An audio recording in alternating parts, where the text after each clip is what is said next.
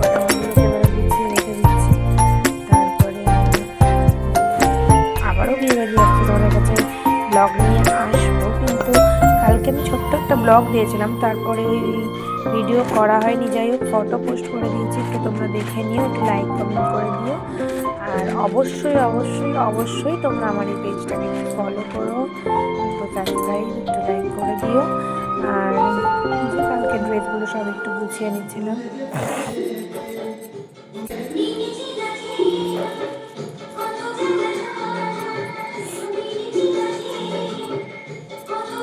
জানো তো, আমি লেহেঙ্গাটা না আমার দাদার বিয়ের সময় আমি আগের বছর কিনেছিলাম। তো ভাবছিলাম যে লেহেঙ্গাটা কবে পরবো।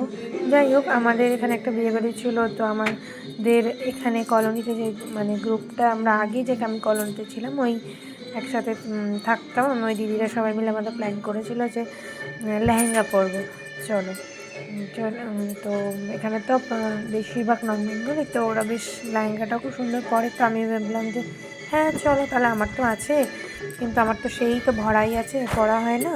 সেই সুযোগে আমি একটা সুযোগ পেলাম, টুক করে পরে নিলাম লেহেঙ্গাটা।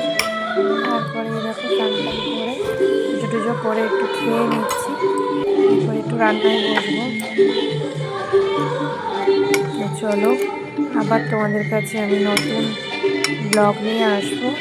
দুপুরে কি রান্না করেছি, কী করলাম, সবটাই আসবো। কিন্তু সেটা দেখার জন্য তো তোমাদেরকে আমার পেজটা ফলো আর লাইক করতে হবে না? অবশ্যই করে দিও, সাবস্ক্রাইব করো, পেজটা আমার ফলো করতে থাকো।